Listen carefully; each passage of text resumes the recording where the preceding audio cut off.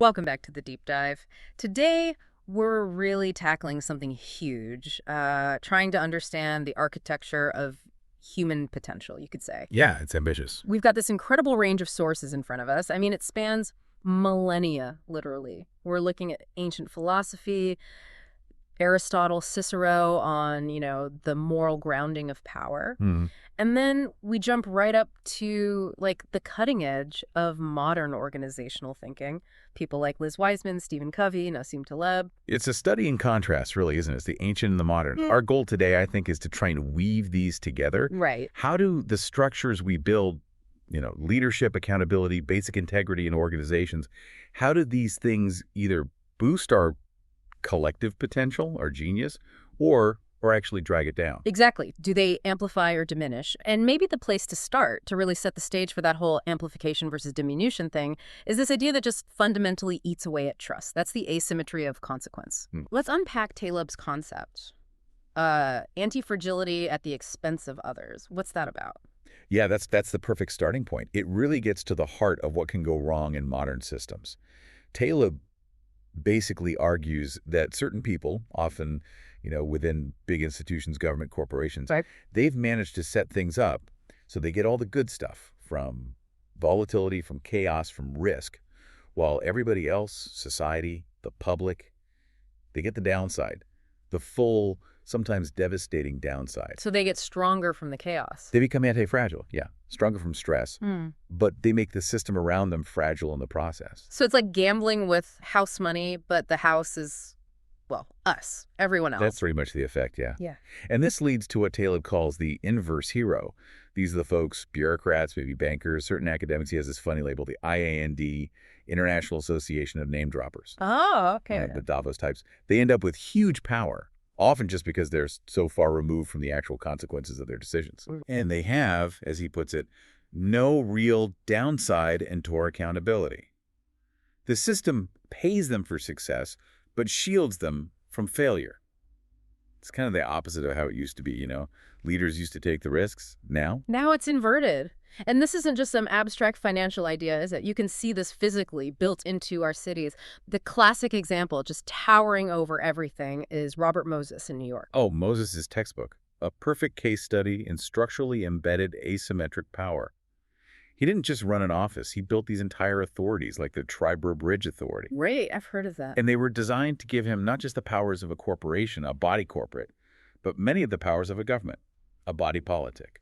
What does that mean, practically? It means his authorities could literally make laws, rules and regulations that carried the force of law fines, even jail time. They had their own police force. And crucially, they had eminent domain, the power to just take private property. Wow. So he basically created these little fiefdoms, loyal only to him, operating outside the usual rules. Exactly. And here's a really clever part, the jurisdictional play. The state and the city tried to keep some control. They said, okay, the city will technically own all the projects, like the bridges. You'd think that would be the check, right? Yeah, seems logical. But Moses got language put into the act, creating the authority that said, essentially, the authority shall retain full jurisdiction and control over all its projects. So the city might hold the deed. But Moses held the keys. He controlled everything about it. Everything. Operations, maintenance, control, even over property the city supposedly owned. That's incredible. It let one person gain this immense, almost permanent physical power over New York City and the state, dictating how millions lived and moved. And he was almost impossible to remove politically because he controlled the money streams, the tolls, the jurisdiction. So he was insulated. Completely. It's the ultimate example of how bad structures can protect one individual while the public carries all the risk, all the consequences, financial, social, physical. Okay, that really sets a sobering stage. It tells us that if we want systems that genuinely multiply potential, that avoid that inverse hero dynamic, we absolutely have to look at leadership choices and the structures themselves. Do they encourage that kind of insulation, or do they demand real accountability? That's the pivot right there. Yeah. We have to move from just diagnosing the fragility to understanding what actually creates multiplication. What leadership choices actually make everyone around the leader smarter, more capable, more effective. Yeah. This brings us right to Liz Wiseman's work on multipliers versus diminishers. Let's start with the cost then, the cost of that diminishing behavior, because sometimes the first step to multiplying is just subtraction, removing the things or people that are actively draining the team. Yeah, exactly. This is what some call the prima donna problem. There's a great example from K.R. Sridhar at Bloom Energy, which Wiseman highlights. He had this person super talented on paper, maybe even seen as essential, but they were a total prima donna. And Sridhar realized this person was actively impeding the intelligence of the whole organization, like a bottleneck, a source of constant friction, a classic diminisher, really. Okay, so what happened when they addressed it? What was the impact of that subtraction? Well, by removing that one toxic element, Sridhar saw this immediate acceleration in the company's innovation, its intellectual property development. The rest of the team, suddenly free from competing with or navigating around that ego. They could just work. They could breathe, collaborate, innovate faster. Removing the diminisher actually multiplied the capacity of everyone else. Subtraction became addition. But sometimes the diminishing effect isn't one person's ego, right? Sometimes it's leadership lowering its own standards, and that just poisons the well for everyone. The Pixar story about Toy Story 2 seems like a perfect example of that. Oh, it's such a critical lesson. Painful, but critical. Initially, the idea came down, I think, from Disney execs to make Toy Story 2 a direct-to-video release. Lower budget, lower stakes, maybe aimed at a different market. A sequel, but not quite the main event. Right. And Pixar initially agreed. They thought, okay, we can still make something good, even if it's not the A-list project.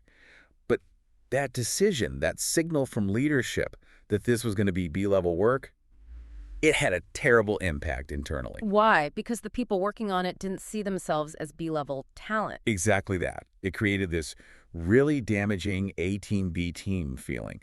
The people assigned to the sequel felt like second-class citizens. And the core problem was these incredibly talented artists and tech wizards, they were fundamentally not interested in producing B-level work. It went against their whole professional identity. It threatened their core values, excellence, quality, pushing boundaries. When leadership basically said, aim lower for this one, it wasn't just about workload. It felt like an attack on their purpose, their self-worth. They literally didn't know how to do B-level work without feeling like they were betraying themselves. That really underscores how vital that sort of moral contract is between a company and its people. And when that authority, especially moral authority, is abused, well, the diminishing effect can become truly horrific. Which brings us, unfortunately, to some of the darkest examples, like those Frederick Douglass recorded. Yeah, this is the grim end of the spectrum. Douglass observed something chilling, that claiming religious righteousness didn't stop cruelty. It often made it worse. He stated flatly that religious slaveholders were often uniformly the worst. How could that be? Because they used religion as a justification. A dark shelter, he called it. A way to sanctify the most horrid crimes and hateful frauds. The appearance of virtue became a license for barbarity. So the outward show of piety allowed for even worse actions. Unbelievably so. The source mentions this one example, the Reverend Daniel Whedon. He kept an enslaved woman's back literally raw with constant whipping.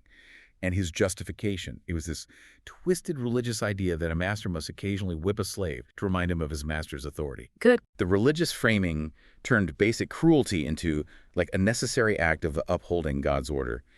It shielded the perpetrator from guilt, from any sense of moral wrongdoing. It's the ultimate example of how unchecked power, especially when cloaked in virtue, can utterly dehumanize everyone involved. The diminisher effect taken to its absolute destructive extreme. That is just a staggering failure of humanity. Right. Okay, if that represents the absolute bottom, the ultimate diminishing force, we have to pivot hard now towards the foundations needed to multiply good. And that has to start with trust, doesn't it? Trust, candor, accountability, the basics of any functioning team. Trust is absolutely the bedrock. Patrick Lencioni is crystal clear. Without trust, teamwork is impossible. Full stop. But we need to be careful when we talk about creating safety in teams, because people often mix up safety with comfort. Okay, help us unpack that. Safety versus comfort, because you hear psychological safety all the time now, and it often sounds like everyone just needs to feel comfortable. Right, and that's the trap. Comfort implies, avoiding difficult things, avoiding friction, maybe avoiding confrontation. But real safety, especially in those high-stakes moments, what the crucial conversations framework talks about, real safety means meaning is flowing honestly and respectfully. Meaning is flowing. It means everyone feels safe enough to say what they really think, even if it's difficult or unpopular, and know they won't be punished for it. It required vulnerability, sure, but that honest flow of ideas, That's the measure of safety, not how comfortable you feel saying it. A team where nobody ever disagrees. That's probably not a safe team. It's likely a team lacking candor. And if you don't have that honest flow, that candor, then accountability just goes out the window. Which links back to Lencioni's point about buy-in, right? Absolutely. Lencioni points out, people won't hold each other accountable if they haven't clearly bought in to the same plan. It's the classic excuse when something goes wrong. Well, I never really agreed to that deadline anyway. But John Maxwell adds another layer with his law of buy-in. He says, forget the plan for a second. Leaders first need people to buy into them. The leader. You can have the greatest vision ever, but if people don't trust or believe in you... It's dead in the water. Exactly. You have to earn that trust first. People buy into the leader, then the vision. And earning that trust means being able to take criticism, right? Which sounds easy, but can be incredibly hard, especially across cultures. Oh, Kim Scott talks about this brilliantly. She had these two totally different but equally difficult experiences trying to get honest feedback. In Japan, she asked for criticism and just got silence. Complete, respectful, but unhelpful silence because of the cultural norms. Okay. Then in Dublin, she asked, and the team did give her direct feedback. Yeah. But her challenge then was to just listen, to not get defensive, to fight that very human urge to explain herself or justify her actions. The leader has to model receiving criticism well to make it safe for others. And sometimes that candor isn't just about strategy or performance. It's about asking the human questions, right? Getting to the connection piece. Brené Brown talks a lot about this. She realized leaders need to get comfortable with the language of vulnerability and connection. She tells a story about asking someone on her team, point blank, "Are you lonely?" That sounds really direct, maybe uncomfortable in a work setting. Totally uncomfortable. But she found that asking that specific, slightly awkward question was what opened the door to a great conversation. It shifted the focus from just fixing some external problem to actually addressing the underlying human need for belonging. That vulnerability builds hope, builds connection. If leaders shy away from those moments, they tend to just kick the problem over to HR or somewhere else instead of having the real conversation that builds trust. Okay, so that foundation, trust, candor, vulnerability that prepares the ground for what Wiseman calls the multiplier behaviors. These leaders don't just passively accept ideas, they actively drive debate to make ideas better. Exactly. This is the core discipline she calls demand rigor. It's one of the key things separating multipliers from diminishers. Multipliers aren't just trying to get everyone to agree nicely. They actually relish a good debate. But, and this is crucial, they steer that debate toward a specific goal, making a sound decision. Right. And Wiseman breaks this down really hopefully into two sides, like a yin and a yang of rigorous debate. Okay, let's start with the yin, the encouraging part. How does a multiplier draw out all the ideas? The yin is all about creating that safety and inclusion we talked about. The leader has to actively pull in all the different viewpoints, make sure everyone speaks up, especially the quieter ones. They work really hard to keep it focused on the ideas, not the people. Depersonalize the criticism. Facts over feelings, kind of. Facts over feelings, facts over hierarchy. They look beyond job titles. If the intern has the crucial data point, their voice matters just as much as the VPs in that moment. The whole goal is getting the maximum diversity of thought out on the table. So the yin fills the swimming pool with ideas. How does the yang make sure it's not just a swamp? How does it bring the rigor? The yang is where the challenge comes in, the necessary friction. The leader starts asking the really hard questions, poking holes in assumptions, challenging the team's logic. They constantly ask, where's the evidence? Show me the data. No superficial answers allowed. None. They keep asking why until they get to the root issue or the hidden flaw. And here's a key technique. They make the team argue both sides of an issue with equal passion. Even if everyone initially agrees, they'll force a debate on the opposite view. The rule is always attack the issues, not the people. This whole process ensures the final decision is battle-tested, that it survived real intellectual scrutiny. You know, that drive for challenge, for dissent, it reminds me of that old observation from Confucius about his best student. Yan Hui. Yeah. Right. Confucius said he was of no help because... There is nothing that I say that he doesn't like. Exactly. It perfectly illustrates why multipliers need that friction. If everyone around you just nods along, you're not multiplying intelligence. You're just amplifying your own echo. You're acting like a diminisher, even if you don't mean to. That intellectual sparring is what sharpens the collective mind and leads to better, more resilient decisions. Okay, but all that rigor and debate doesn't mean much if the organization can't then act decisively, especially when facing big, scary changes. Let's shift to how these high-performing places keep amplifying potential, even when things get really turbulent. Strategic shifts. Yeah, this brings us to the need for bold strategic leaps, often made under incredible pressure. And honestly, there's probably no better business case study than Intel in the 1980s. Andy Grove wrote about this extensively. They had to pivot the entire company away from memory chips, their bread and butter, which were being crushed by Japanese competition. And they had to bet everything on the brand new microprocessor market. Their survival literally depended on it. So no time for endless debate then, even with the rigor. The time for debate was over. It was execution time. Dithering, Grove said, would have meant losing both markets, the dying memory market and the exploding microprocessor one.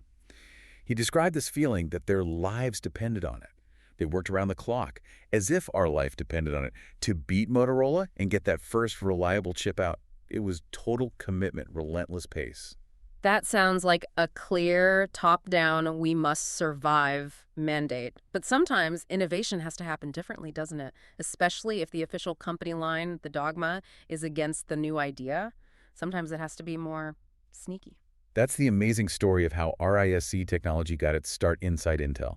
RISC, reduced instruction set computing, was this potentially huge leap, like maybe 10 times faster than the current architecture, some engineers thought. Wow. But there was a huge problem.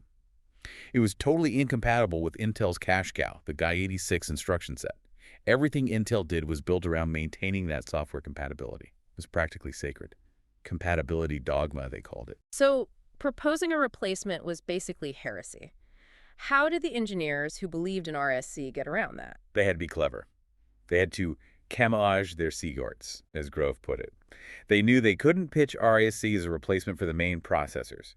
That would trigger all the defensive alarms. So what did they do? They pitched it as just an auxiliary chip, something extra that would work alongside the main 486 processor.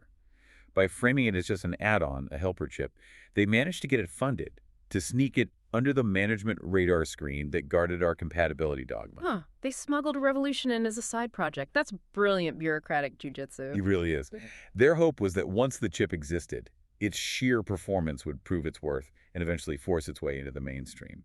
But this idea of, well, strategic deception, it's not new. It goes way back. Military strategy, right. Sun Tzu. Exactly. Sun Tzu talked about needing to deceive the enemy, obviously. But he also said sometimes you need to mystify one's own men. Wait, mystify your own people. How does that square with the trust and candor we were just talking about? Isn't that corrosive? See, that's the fundamental tension, isn't it? In high-stakes strategy, the argument goes, you can't always share the full plan. Sun Tzu's logic was that the troops shouldn't share your schemes in the beginning. They may only rejoice with you over their happy outcome. Meaning, if they knew the full risk or complexity, they might panic or question orders. Or argue or fragment. Sabotage the mission before it even starts. It's a harsh, top-down approach for extreme situations where absolute unity and speed are paramount, even if it means sacrificing immediate transparency. It shows how the rules of communication might shift depending on whether you're solving an internal problem or fighting an external existential battle. Okay, that makes sense, even if it's uncomfortable. Shifting gears slightly, when you think about truly great leaders, the ones who multiply potential, it often seems less about coercion or even complex strategy and more about creating the right conditions for people's natural talent to just emerge. Xenophon wrote about this beautifully in his analysis of Cyrus the Great. He believed that people have this latent virtue, this inherent goodness or capability that's just waiting inside, which only needs an opportunity to burst forth. So the leader's job isn't to force it out, but to provide the opportunity. Precisely. Cyrus's genius, according to Xenophon, was recognizing this. He created a system where people had the chance to show their merit, and crucially, where that merit was seen and rewarded fairly. It was very much about giving people the stage and the incentive. The talent was already there, it just needed the right environment. And for an individual to be ready to step onto that stage, they need some kind of inner stability, right? That feels like where Stephen Covey's work comes in, especially the idea of being principle-centered. Absolutely. Covey observed that most of us tend to center our lives on things that are inherently unstable. Your spouse, your job, money, possessions, even your enemies. These things change, they fluctuate, so they can't provide lasting security or guidance. Right. Your happiness depends on things outside your control. Exactly. But Covey says the ideal is to center your life on unchanging, correct principles. Things like fairness, integrity, honesty, human dignity. Because principles don't change, they offer a solid, reliable core, a constant source of security, guidance, wisdom, and power. So if you lose your job, for instance, your fundamental sense of self, your principle center, remains intact. That's the idea. And that internal stability is what allows people to be proactive, to focus their energy on their circle of influence, the things they actually can affect, instead of just worrying about their larger circle of concern. It gives them the confidence to take those opportunities Xenophon talked about. But that individual principle-centered approach only works if the organization's systems support it, right? You can have the best intentions, but if the system rewards the opposite behavior. The system always wins. Covey hammers this point home. The principle of win-win, for example, is meaningless unless the system's training, pay, budgeting, promotions all support win-win outcomes. Intentions are cheap talk if the paycheck tells you to do something else. He had that great example, didn't he, about the retail store? Oh, the sales managers, yeah. The company wanted to spend a fortune on human relations training because the store managers were constantly fighting, morale was terrible, sales were suffering. They thought the managers lacked people skills. But that wasn't the real issue. Not at all. The real issue was the compensation system. It incentivized the managers to jump in and take the easy sales themselves, especially during busy times, creaming, they called it, because their pay depended on their personal sales figures, not their team's success. Ah, so the system pitted them against their own salespeople. Exactly. It wasn't a people problem, it was a system problem. So the company changed one thing, the compensation structure. They made it so managers only earned bonuses when their salespeople made money. Alignment. And the result? The human relations problem disappeared literally overnight. No expensive training needed. Fix the system, and the behavior follows. It's a powerful lesson. That need for clear alignment and accountability, that also seems central to systems like OKR's objectives and key results, making sure everyone knows who owns what. Yes, John Doerr really emphasizes that in the OKR framework. Clarity of ownership is crucial. You can't really have co-owned objectives or key results because it just muddies the water. If everyone owns it, nobody owns it. Pretty much. If an OKR gets missed, you don't want finger pointing. Oh, I thought you were doing that part. Even if achieving it requires a ton of collaboration and most important goals to each specific objective, each measurable key result needs one single owner. Maybe parallel teams own different KRs contributing to the same O, but the lines of responsibility have to be clear. It channels that individual drive towards the collective target. It feels like this blending of individual drive, clear systems, and collaborative creativity is especially vital in places that rely on both artistic genius and technical power, like Pixar. Oh, Pixar is a masterclass in integrating art and technology. They understand that it has to be this constant iterative dance. There's the story about director Pete Docter being frustrated with the old way of pitching storyboards. It felt like doing stand-up comedy, not making a movie. Right, trying to sell the emotion live. Yeah, and that frustration directly led to them developing a software tool called Pitch Doctor. It let the artists get feedback earlier, iterate faster, and allowed directors to simulate the feel of the film, not just perform the storyboard. So the tech evolved because the artists needed it to. Yes, but it was deeper than that. The key was that the software folks and the artists worked side by side, in real time. The way the artists worked actually changed as the software was being built for them, and the software evolved based on their immediate feedback. It wasn't tech handing off a tool to art. It was this simultaneous evolution. That's how the technology truly amplified the art. That kind of proactive integration, it seems to extend outwards, too, into how companies connect with the world, how they define their purpose. Unilever seems like a good example here. Yeah, for companies really wanting to maximize their positive impact, to align with those principles Covey talks about. The social purpose can't just be a side hustle. It can't be siloed in the corporate foundation or the CSR department. It needs to be mainstreamed right into the core business. Like Unilever's partnership with UNICEF on sanitation. WASH. Exactly. Yeah. Water, sanitation, and hygiene. That mission was tied directly to the purpose of one of their major brands, Domestos, a cleaning product. The brand's job is hygiene. The partnership's goal was improving global hygiene. Perfect alignment. So it wasn't just doing good on the side, it was baked into the product's reason for being. Absolutely. And they didn't hide it. It was proudly and prominently displayed on like hundreds of millions of Domestos packages. That integration and the brand's commercial success directly fueled the social mission. If you want purpose to be real, not just marketing fluff, it has to be woven into the DNA of what you sell and do. Okay, so to really amplify potential consistently, to avoid those inverse hero traps and diminishing behaviors, it seems we need more than just good leadership tactics and smart systems. We need a solid moral and civic framework guiding everything. It feels like we need to loop back to some of those foundational philosophies about how societies and individuals should conduct themselves. I agree. And Aristotle gives us such a high bar for what political order is even for.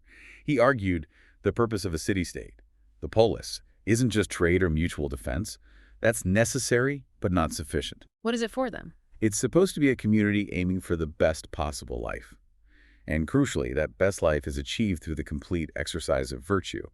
So the entire design of the community, its laws, its culture, should be geared towards helping citizens collectively achieve virtue. That's the ideal. Now bring in Machiavelli and you get a much more, let's say, pragmatic view of the power dynamics within that state, especially between the rulers and the ruled. Yeah, Machiavelli cuts right to the chase, doesn't he? He makes this stark distinction.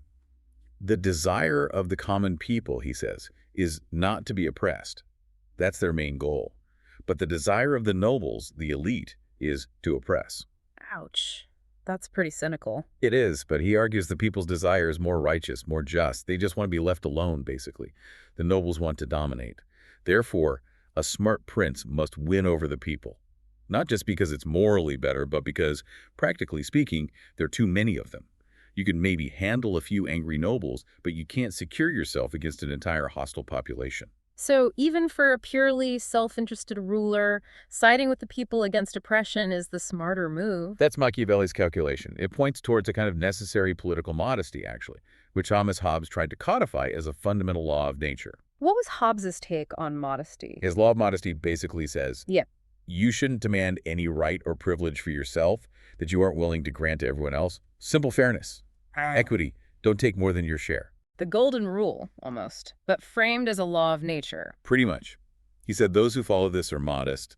Those who break it, who demand special treatment, are the arrogant, what the Greeks called planexia, grasping for more.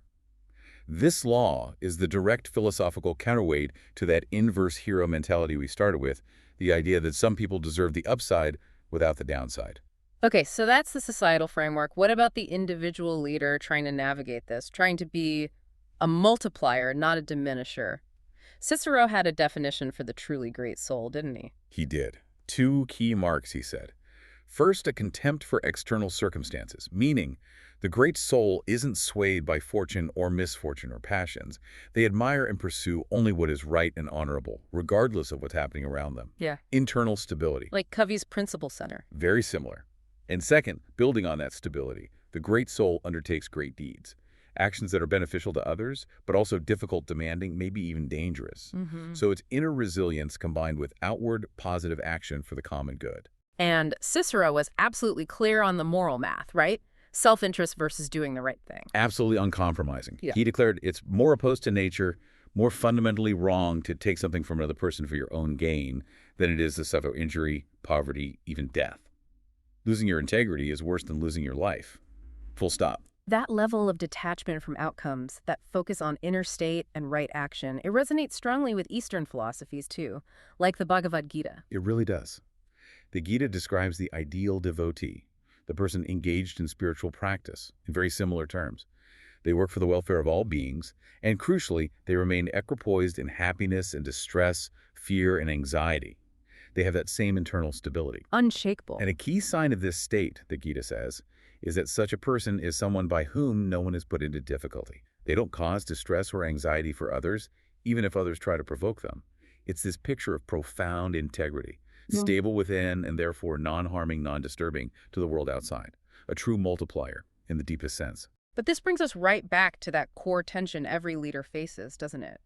Where the high ideals of Cicero or the Gita crash into the messy realities described by Machiavelli.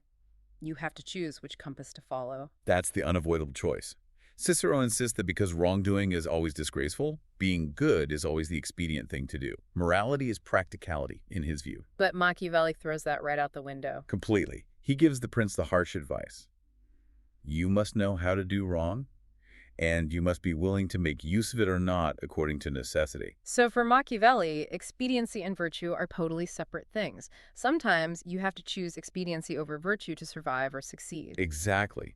He warns that clinging to what looks like virtue, maybe being too generous, too trusting, too honest, could actually ruin you and your state. Whereas sometimes, what looks like vice-calculated cruelty, deception might be precisely what's needed for security and stability. That's the enduring, uncomfortable paradox of leadership. How do you stay true to Covey's principles while navigating Machiavelli's hard realities? Wow, we have covered an immense amount of ground today.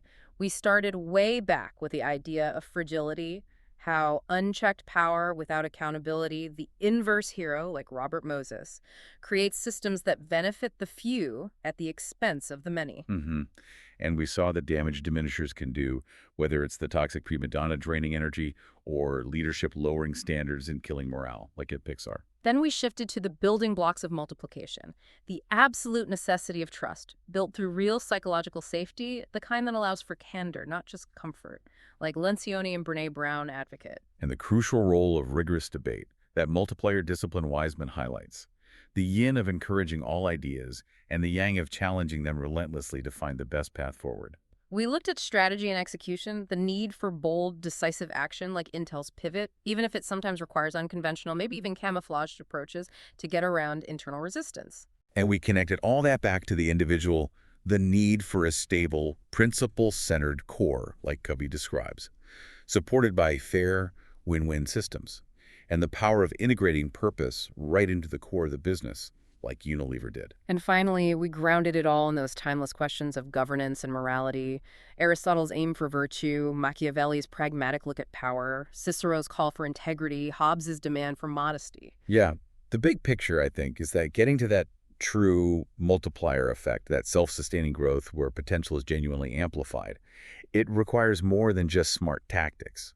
It requires consciously aligning individual goals with the collective good through systems built on clear principles, systems that demand accountability, foster transparency, share the rewards of success, and crucially make sure risk isn't just pushed downwards onto those least able to bear it. That's how you build an organization that's anti-fragile for everyone, not at the expense of others. Okay, as we wrap up this deep dive, I'm left chewing on one final idea, a kind of challenge, maybe. It comes from the Bhagavad Gita. When it talks about how to really learn the deepest truths, it says you have to approach a genuine spiritual master, inquire submissively, and render service. Because these self-realized souls, they have seen the truth. It emphasizes submission as a path to knowledge. That definitely runs counter to a lot of modern thinking, doesn't it? Especially everything we just discussed about rigorous debate, challenging assumptions, the core of Wiseman's multiplier approach, really. Critical thinking is the engine of progress. Exactly. So here's the question for you, the listener, to ponder. What's the right balance? How do we reconcile the value of critical thinking, the demand for rigor and challenging every idea, which seems vital for organizational learning and innovation, with this ancient idea that profound, transformative wisdom might require a kind of surrender, a submission to someone who has already seen the truth? Is deep learning ultimately achieved through adversarial questioning or through devoted service and acceptance? It's a fundamental tension in how we approach mastery itself, something to think about.